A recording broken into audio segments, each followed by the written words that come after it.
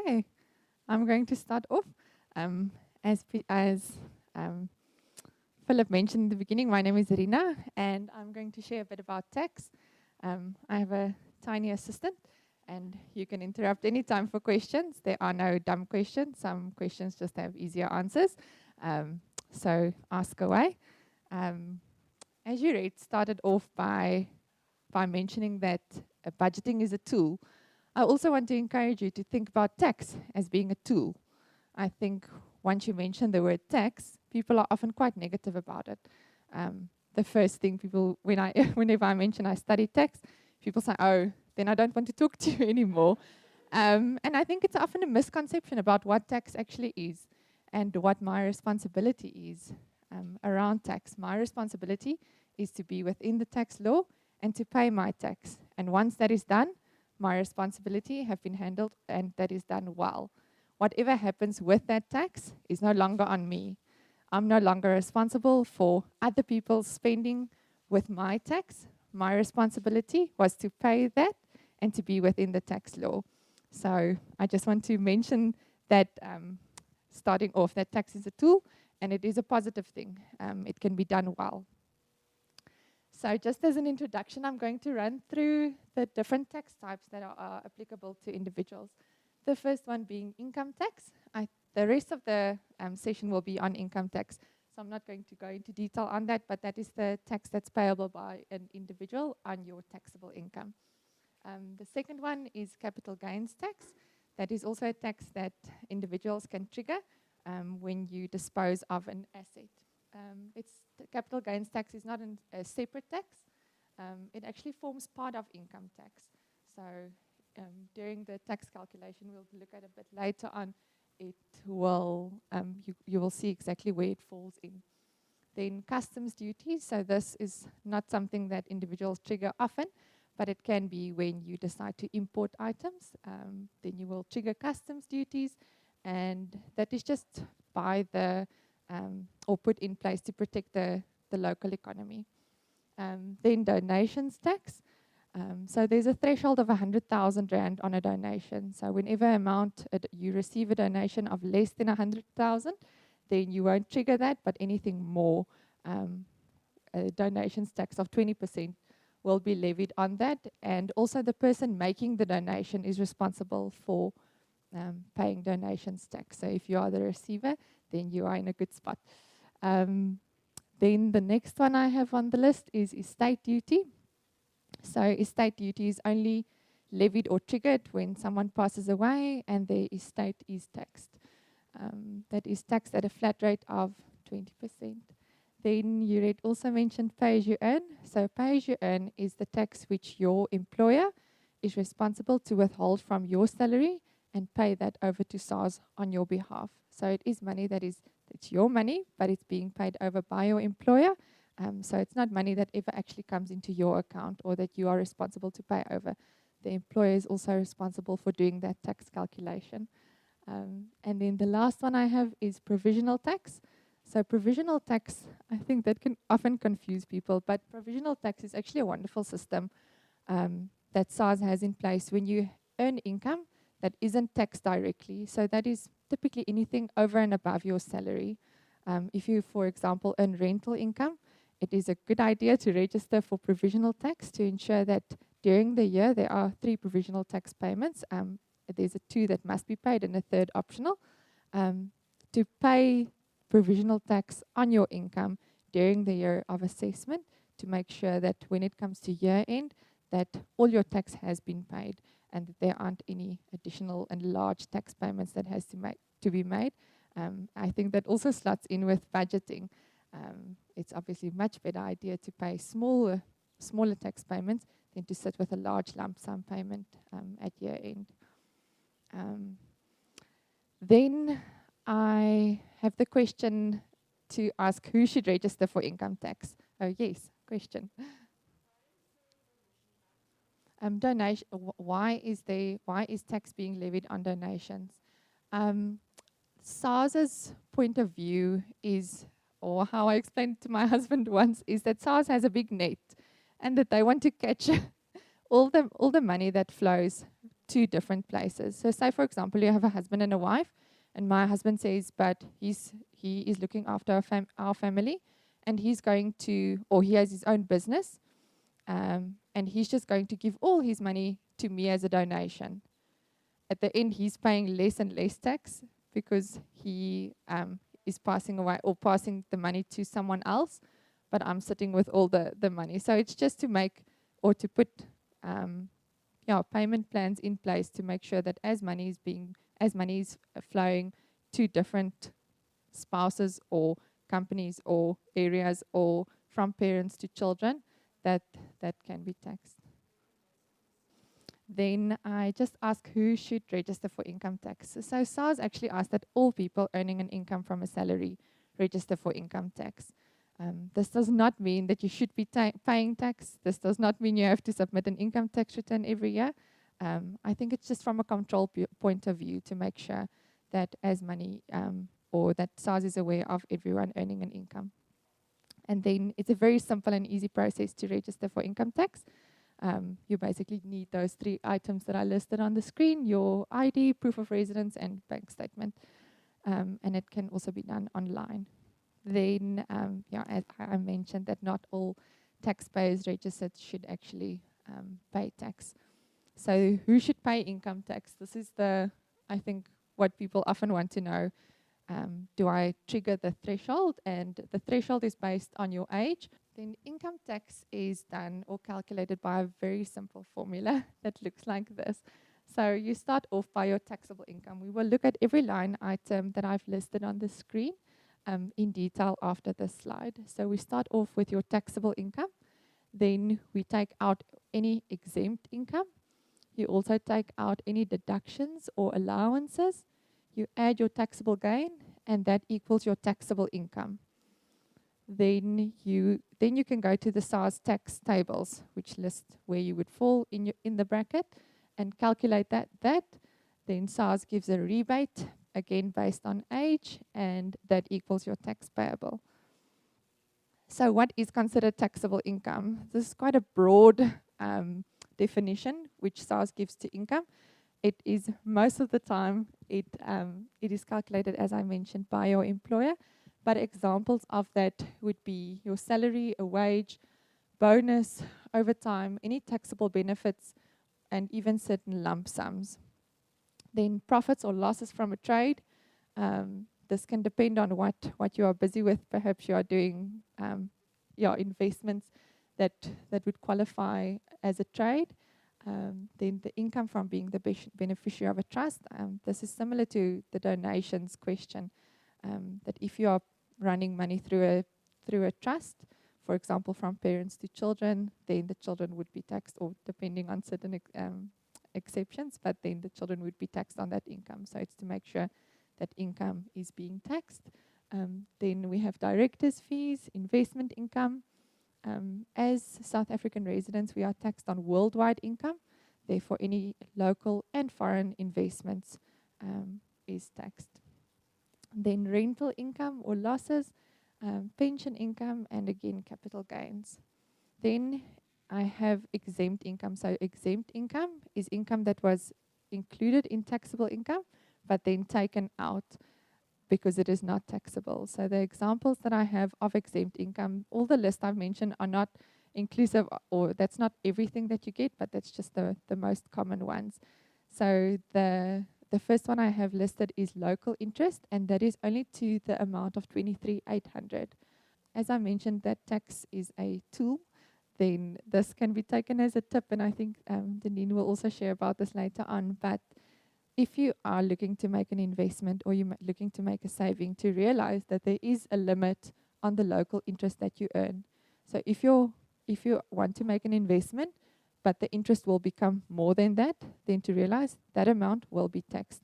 If it is less, then it can be utilized to its full amount to make use of the entire limit that you have available. Then all local dividends are also taken as exempt income.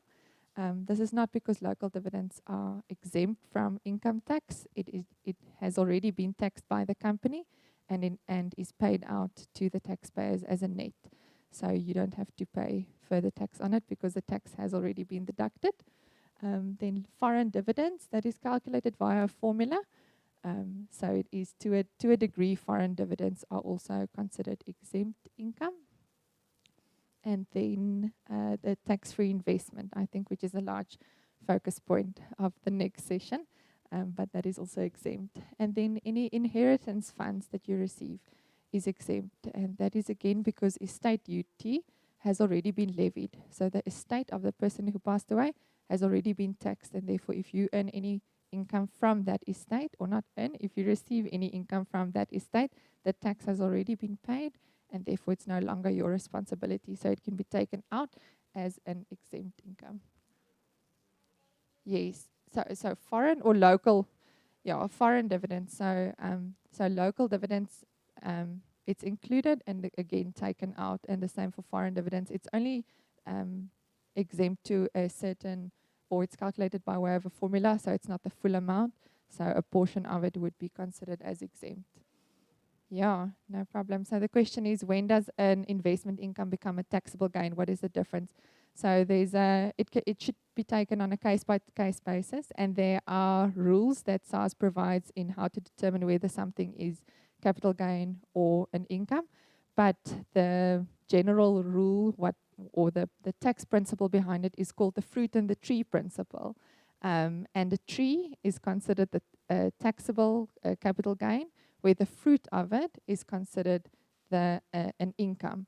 So, for example, if I buy houses as investment income, I buy the house, I upgrade it, and I sell it, and I do this maybe 3-4 times a year, then it can easily be considered as an investment income. Where if I do it once and in every 10 years, and now I sell the house, then it's considered a capital gain. So I don't know if that explains it well. Yeah, and it's also taken on, I think you look at the entire case of the situation. Is the person, for example, unemployed and only doing foreign trading, sitting there every day doing trades? Then it's taxable income. If you have a full-time salary, you're doing it every now and again, based on how markets change, then it can easily be again argued as being an investment income and not capital. Then it is capital gains and not an income under in your investment income. Then I'm going to look at deductions and allowances, and I think there's often a lot of questions regarding this, because this area is where people feel they are able to take their salary and to change or to perhaps request some allowances to be worked in. So instead of having a 100 Rand salary, you would ask your employer to rather provide you with a 80 Rand salary with 10 Rand for a cell phone and 10 Rand for a car, or whatever your situation might be. But the general rule when it comes to deductions and allowances is that any allowance provided to the employee by the employer is only taxable if it is to meet personal needs. That allowance will only be deductible if it was provided to the employee to meet business needs. For example, if I have a cell phone allowance and I use my cell phone mainly for personal use, that will still remain 100% taxable in my name. If I have a cell phone allowance and I mostly use it for business calls, then only then it becomes beneficial for me to actually have that allowance. Otherwise, it remains fully taxable. Then, as my husband said, to say, for example, you want a cell phone allowance and you ask your company to take 1,000 Rand off your salary, and you take a 1,000 Rand cell phone contract, and you actually use your cell phone 90% of the time for personal use, then only 10% of that cell phone contract would be deductible from a tax point of view. So if in my opinion, that is not always worth your while, because you could actually just have taken a 500 Rand cell phone. You could have taken 1,000 Rand extra on your salary and rather taken out a smaller contract to use only for personal use, if that makes sense. So the general rule is that when it comes to allowances, that expenses or amounts paid by the employer to the employee If it is for business, if it was to meet business needs, it's exempt. If it was for personal needs, it remains fully taxable. So some examples of deductions. We will look at travel allowance again after this slide, so I'm just going to skip that one for now. But the next one is donations. So donations is a way to decrease your taxable income, but that is only to a registered PBO. It is not before you make the donation, if it is for tax purposes, it's often wise to just check whether the company is registered as a PBO to make sure that you can qualify for the allowance on the amount which you donated to that company. And it is only if the company can provide you with a Section 18 capital A tax certificate. So often you would see on company websites where they, if it's a public benefit organization, a registered one, that they would say you once a donation is made, a tax certificate can be issued. And it's very important to get that tax certificate, otherwise you would not even be able to put it into your tax return. Yeah, I think that answer or that question probably comes up quite often. Yeah. Unfortunately, it's just I see it as a rule. It's quite black and white to me. It's a rule. Any funds donated to a church aren't allowed under Section Cap A. Full stop. Be a cheerful giver. Exactly. Yeah. So unfortunately, churches aren't able to provide those certificates. It would have been wonderful. Then the next one is medical expenses. So the whole medical aid tax credit system was revised just a few short years ago, with the main intention of it being to make it more fair towards everyone. So the general rule, again, when it comes to medical aid expenses, is if you earn a very high salary, then your chance of actually qualifying for a medical aid expense is much smaller. So the medical aid deduction is for people who earn very small salaries with high medical expenses. They would typically qualify quite easily for a large medical aid tax credit. Also, the person paying the medical aid or the person paying the medical expenses is the only person that can apply for this exemption. So for me, I'm only part of I am on my husband's medical aid. Therefore, I cannot include anything of on medical expenses on my income tax return. It's only for the person paying that or the main member of the medical aid. Because there's that scale of how it works, it is often a good idea or something to explore for the person, if you are a married couple, for the person earning the smaller salary to rather have the medical aid on that person's name, because they are earning a smaller salary and you have perhaps a large family, you have more medical expenses, the chances of qualifying for a medical aid tax credit is a bit higher. So that's just something that everyone can look at. But I know often companies ask the employee to be part of a medical aid. So that can be a limit to it. But if it is something that is possible, there's an opportunity for a saving or an opportunity to pay less tax or to at least get the deduction. And then I have retirement funds. So this is any contributions towards a pension, provident, or retirement annuity fund that is also allowed as a deduction. Again, all these deductions have limits on them. So it's not as simple and as easy to say that in order to pay less tax, make a larger contribution to or take out a retirement annuity fund. It really depends on your income, your situation, and what product you currently have. Then just looking at travel allowance. So travel allowance, if you earn travel allowance, this is only if your company gives you a travel allowance to either buy a car or you have a company car. Then any allowance in this regard must be based on actual kilometers. And I missed the beginning part of Philip's introduction, but what we spoke about previously was that as Christians, we want to be wise with what we have, and we want to be good stewards with what we have been given. And to be lacking in admin and to pay more tax would not be doing that. That would be yeah, I think we would be wasting what we have been given just because we are lazy with admin. And that's not, in my opinion, a wise way to calculate and to do tax.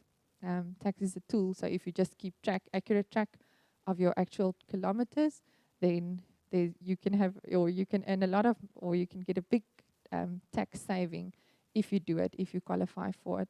And it's a basic thing to keep track of. So it's, as I mentioned, it's only based on actual kilometers, and therefore you must keep very accurate track of it. The first one, or SARS requests a logbook, which should be submitted with your tax return, and the items which is required to be on the logbook is the odometer reading on the first year of assessment, on the first day of the year of assessment. So an individual's tax year starts on the 1st of March every year and runs to the last day in February. So the meter reading on your car must be taken on the first and the last day. And then whenever you travel for business, the details of those trips must also be included. Then there is a logbook which SARS has available on their website for download. So if you do earn a travel allowance and you are not sure, there's even quite fancy things that you can plug into your car. Then, or before you start a trip, you can actually just note whether it's business or travel, or business or private. It has the address. So there are a lot of tools on the market available to help taxpayers to keep accurate track of this. And then in recent years, I think it was from last year, SARS actually requires a lot of detail when it comes to the actual reason for the trip. So just simply stating meeting or supplier or client is not sufficient anymore. So it must contain quite a lot of detail. They are very strict when it comes to this because there are large savings available for taxpayers who earn travel allowances. And then this is often a question that is asked, so I just included that. But traveling from your house to your office is not considered a business trip. That's considered a personal trip. However, if you travel from your house to a client directly via your house to a client and then to the office, then it can be considered as a business trip. So that should just be noted, and I think also considered on a case-by-case basis. And then I'm no longer working as a tax practitioner, so I just spoke to a colleague in the week, and she mentioned that these days, or one of the items that you need in order to claim a travel allowance is the cost price of your vehicle. And SARS actually, she mentioned that SARS specifically requests the actual invoice that you got when you purchased your vehicle. So that's something that should also be kept from a personal point of view, as SARS requests this quite easily. Not that I'm aware. Sorry, the question was whether Gautrain or Uber is available. So the travel allowance gets complex quite quickly. So it basically splits into 4 legs. It's either a company provided vehicle. It's a company provided vehicle which you actually buy from the company. It's your own vehicle, or it is allowance or a claim back. So you just mentioned that during this month I traveled X, Y, and Z, and this was my fuel card, or they pay whatever, R2.50 per kilometer, and then they pay that out to you. So as far as I know, it's not applicable to any means of transport that isn't either a allowance to a motor car or a company provided vehicle. Calculation, yeah. Yeah, and what Philip mentioned as well now is that the majority of this is applicable to people earning a salary. The moment you are a commission earner, then things changes up quite a bit. Then there are more expenses available to commission earners because they often work from home. So it's easier for a commission earner to to claim back a portion of their house, for example, under a home office. As a deduction, where it's not that easy for a salary earner to deduct amounts like that. Yeah. Then just looking at capital gains. So that, as I mentioned, it forms part of income tax on the sale of an asset. A disposal, I just asked what is a disposal. People often think a disposal is just a sale, but it can be a donation. So if you gave something away. Then to calculate capital gains, the formula is very basic and simple, and the formula is proceeds less base costs equal taxable or capital gain. Proceeds is mostly the amount which you earned for the sale of that asset, and base cost is often what you paid for the asset. But um, as a tip, the base cost can often be increased by multiple items. And therefore, if you are in a situation where you are selling a capital asset, it is very wise and in your best interest to keep very close track and proof of any expenses that you incurred that can be added to the base cost.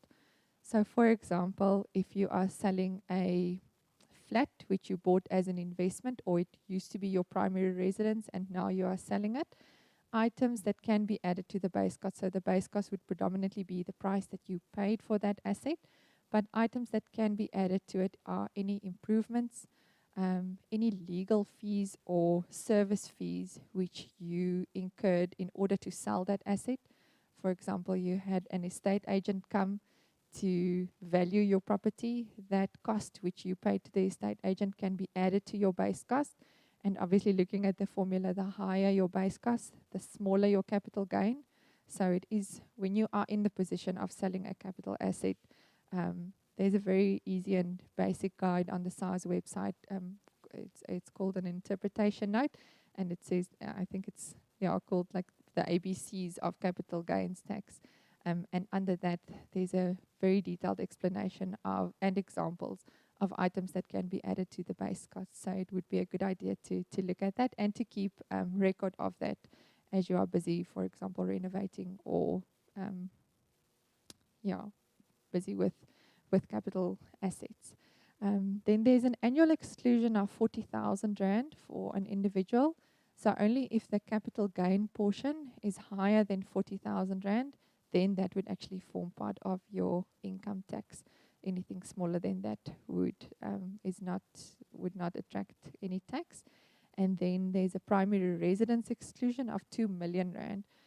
So it's actually quite unlikely that you trigger capital gains tax on the sale of a primary residence, because the capital gain, the actual gain portion, must be higher than 2 million Rand. So that is SARS's way of allowing taxpayers to obviously sell their primary residence without triggering tax. And then there's also an inclusion rate of 40%. So as I said, the formula is quite simple. It says proceeds less base cost equal capital gain, but then on that capital gain, there's an exclusion of 40,000 Rand, and then there's an inclusion rate. So the actual tax rate for capital gain assets are quite small, and it's not an item that is taxed on a very high scale. Then, sorry, just to jump back to the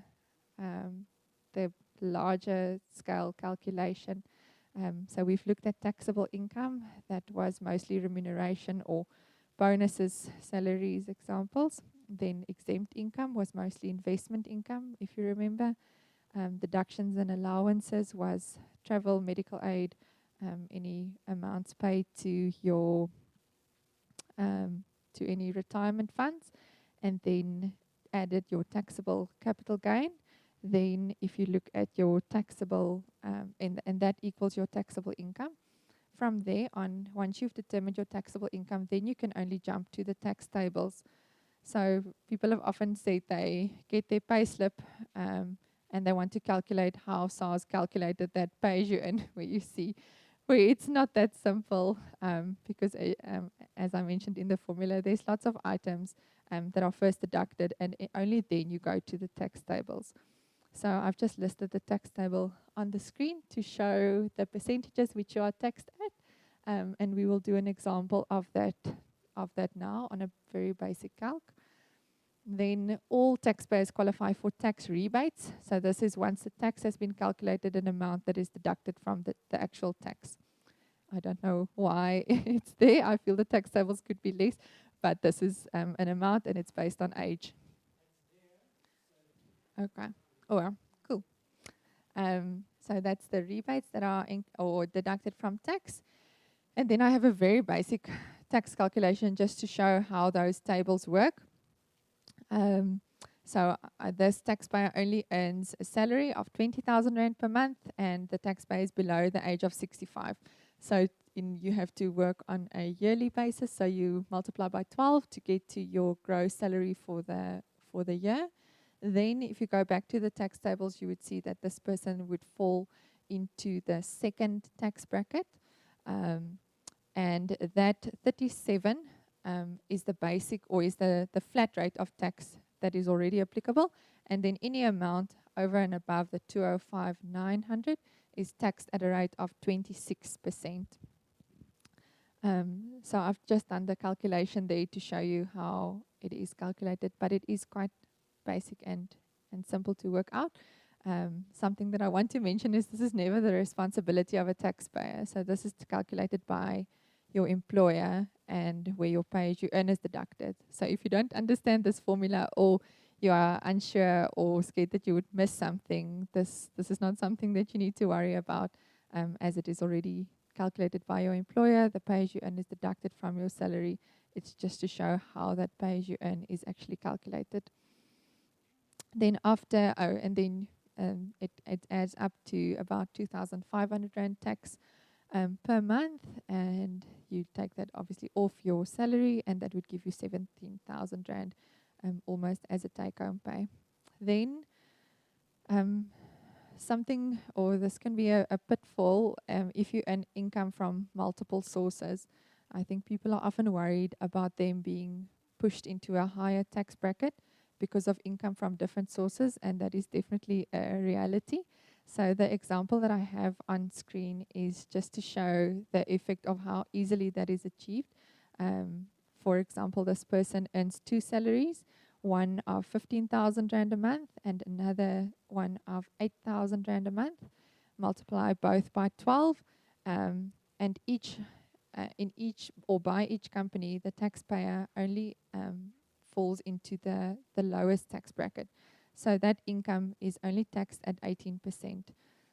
Each company withholding that pay as you earn is not aware of your second income or your second salary, and therefore they are also not responsible for asking you whether you perhaps have additional income. So they are only responsible for the amount that they pay you and withholding the correct pay as you earn off that amount. So in this instance, company A would withhold 18,000 Rand tax for the year, and company B would withhold 3,000 Rand. So your total tax for the year on two salaries would be those two added together of 21. But as SARS sees all your income as being provided from one source, one taxpayer, it's regarded as, or all of it should be added together. And therefore, if you add it together, it would put you into the second tax bracket, where you are no longer only taxed at 18%, but at 26%. And then the tax adds up to being 41,000 Rand, and you only paid 21. So it would give you a shortfall of 20,000 Rand, which is not a very nice surprise to realize only at tax year end. And I think this is where provisional tax comes in. And also to mention that SARS is very strict when it comes to underpayments, because remember that pay as you earn that is being paid over to SARS on a monthly basis is their money. And once they have not earned it and they've been without it for 12 months, they want interest on it, and they will issue or levy a penalty because you did not or pay the money to them on time. So, for example, here on an underpayment of 20,000 Rand, that could easily be pushed up to almost 25,000 Rand, just looking at interest or underpayment penalties and interest being levied on those amounts. And so, I wanted to say still was that provisional tax, this is a place where provisional tax comes in. Provisional tax, as I mentioned, is not a separate type of tax, but it's just a system which allows you to make smaller payments to SARS in order to avoid surprises like this.